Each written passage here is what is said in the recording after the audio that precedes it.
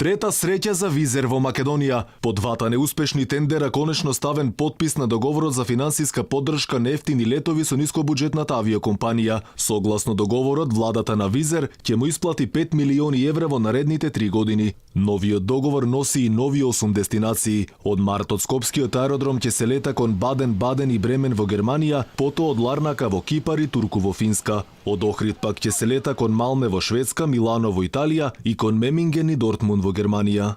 Ќе имаме и дополнителен петти авион кој ќе ни овозможи да раснеме во однос на зачестеноста на услугите од Скопје, така што ќе зачестат летовите кон Гетеборг од 4 на 5 лета, до Хамбург од 2 на 3 лета, кон Келн од 3 на 4 и кон Малта од 2 на 3 летови неделно. Кон Базел ќе се лета 3 пати на ден.